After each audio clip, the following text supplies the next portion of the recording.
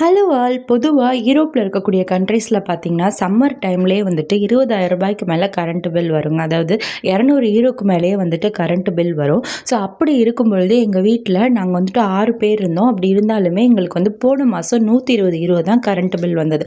அதுக்கு என்னென்ன டிப்ஸ்லாம் வந்துட்டு நான் ஃபாலோ பண்ணேன் அப்படின்றத உங்களுக்கு கூட இந்த வீடியோவில் ஷேர் பண்ணிக்க போகிறேன். ஸோ ஃபஸ்ட்டு வந்துட்டு எலக்ட்ரிசிட்டி சேவ் பண்ணுறதுக்கு நான் முக்கியமாக என் வீட்டில் வந்துட்டு சோலார் லைட்ஸ் வந்து யூஸ் பண்ணுறேன்.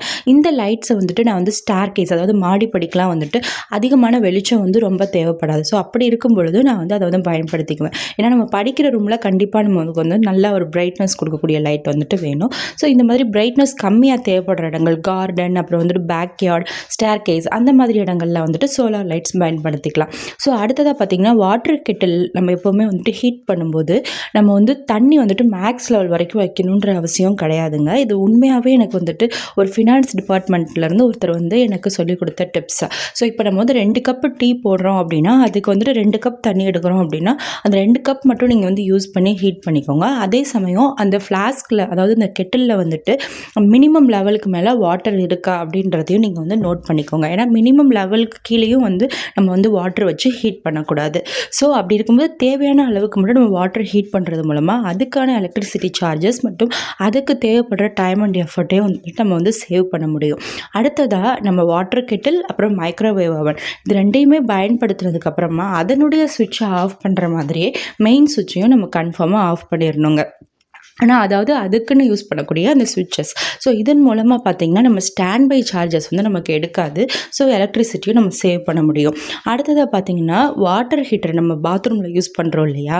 ஸோ அந்த ஹீட்டரையுமே வந்துட்டு நம்ம வந்து குளிக்க போகிறப்ப நம்ம போட்டு போவோம். ஸோ குளித்து முடிச்சுட்டு வரும்போது நம்ம வந்து ஆஃப் பண்ணுவோம். ஸோ இதன் மூலமாக பார்த்திங்கன்னா நம்ம சோப் போடுற டைம், அதுக்கப்புறமா வந்து டவல் வச்சு நம்ம துவட்டுற டைம், ஸோ இந்த டைம்லாம் வந்து சேர்த்து வந்து நமக்கு எலக்ட்ரிசிட்டி வந்து ரன் ஆகிட்டே இருக்கும். ஸோ அதுக்கு பதிலாக என்ன பண்ணலாம் அப்படின்னா, நீங்கள் ஒரு 5 மினிட்ஸ் ஸ்பெண்ட் பண்ணி பக்கெட்டில் வந்து ஹாட் வாட்டர் ஃபில் பண்ணிவிட்டு அதுக்கப்புறம் நீங்கள் போய் குளிச்சிங்க அப்படின்னா உங்களுக்கு இந்த டைம்லலாம் வந்துட்டு எலக்ட்ரிசிட்டி வந்துட்டு கன்சியூம் ஆகாது. மேக் சென்ஸ் இல்லைங்க. ஸோ அடுத்த விஷயம் பார்த்திங்கன்னா, நம்ம பாத்ரூமில் வந்துட்டு நம்ம டே டைமில் வந்துட்டு லைட் யூஸ் பண்ணி குளிக்கிறோம் அப்படின்னா யூரோப் மாதிரியான கண்ட்ரீஸில் வந்துட்டு டே டைமில் பிரைட்னஸ் ரொம்பவே நல்லாயிருக்கும். அதுவும் ரெய்னி சீசனாக இல்லை அப்படின்னா. ஸோ அந்த டைமில் நம்ம விண்டோவில் ஓப்பன் பண்ணி விட்டுட்டு நம்ம குளித்தோம் அப்படின்னா அந்த விண்டோவில் இருக்க லைட்டே வந்துட்டு நமக்கு போதுமானதாக இருக்கும். அஸ் லாங் அஸ் நம்மளோட ப்ரைவசி இருக்கிற வரைக்கும் நம்ம அதை வந்து பயன்படுத்திக்கலாம். அடுத்ததாக வாஷிங் மிஷினில் நம்ம எப்போவுமே துவைச்சதுக்கப்புறம் அதை ஆன் ஆஃப்க்கு கொண்டு வர மறந்துடுவோம். ஸோ அதை வந்து முக்கியமாக நீங்கள் நோட் பண்ணிக்கோங்க. துணி துவைச்சி முடிச்சதுக்கப்புறமா நீங்கள் எந்த ஆப்ஷனில் வச்சு அதை துவைச்சிங்களோ அதுக்கப்புறமா அதை வந்து ஆன் ஆஃப்க்கு கண்டிப்பாக கொண்டு வந்துடுங்க. ஸோ அடுத்ததாக ஸ்பின் அண்ட் ட்ரைன் வந்து நான் சம்மர் சீசனில் யூஸ் பண்ணவே மாட்டேன். இது எதுக்குன்னா துணியை வந்துட்டு நல்லா பிழிஞ்சு அதை ட்ரை ஆக்கி வெளியே எடுக்கிறதுக்கு. ஸோ அப்படி இருக்கும்போது நான் துவைச்சி முடித்ததுமே அதான் நமக்கு வந்து சன் நல்லா இருக்கேன். ஸோ அதனால் சம்மர் டைமில் வந்துட்டு வெளியவே நான் காய போட்டுருவேன். ஸ்பின் அண்ட் ட்ரைனுக்கு வந்து 15 மினிட்ஸ் வந்து வாஷிங் மிஷின் மூடும். ஸோ இதன் மூலமாகவும் நம்ம வந்து கொஞ்சம் எலக்ட்ரிசிட்டியை வந்துட்டு சேவ் பண்ண முடியுங்க.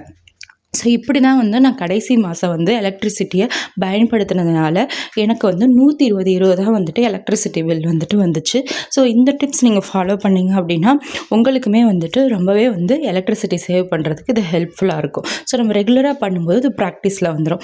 அப்புறம் என்னோடய பிளான்ஸ் பற்றினா ஒரு சின்ன அப்டேட். அது என்னென்னு கேட்டிங்கன்னா, நான் மேன்ச்ட் அவுட் செடி வச்சுருந்தேன் இல்லையா? அது வந்து ஒரு பட்டாணி மாதிரியான ஒரு வெரைட்டி. அது நல்லா க்ரன்ச்சியாக இருக்கும். ஸோ அதில் வந்துட்டு பார்த்திங்கன்னா இப்போ கொஞ்சம் நிறைய பூ வச்சுருக்குங்க. ஸோ ரொம்ப ஹாப்பியாக இருந்தது. ஸோ அதுக்கப்புறமா என்னோடய ப்ரொக்கோலி பிளான்ட், அப்புறமா வந்துட்டு கொஞ்சம் நான் கொரியாண்டர் பிளான்ட்லாம் வச்சுருந்தேன். அப்புறம் ஸ்ப்ரிங் ஆனியன் இதெல்லாமே கூட பார்த்திங்கன்னா நல்லாவே வளர்ந்துருச்சு. ஸோ என்னோடய கிச்சன் கார்டன் வந்து இப்போ நல்லா க்ரோ ஆகிட்டே வருது.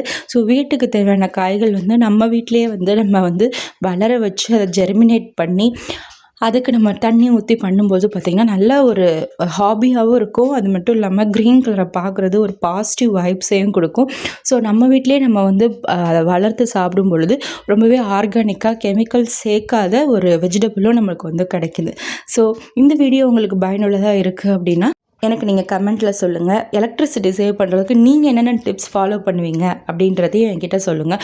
உங்களுக்கு ஏதாச்சும் என்ன மாதிரி ஹாபி இருந்தது அப்படின்னா அதையும் என்கிட்ட சொல்லுங்கள். சரி, மீண்டும் ஒரு வீடியோவில் பார்க்கலாம். தேங்க்யூ.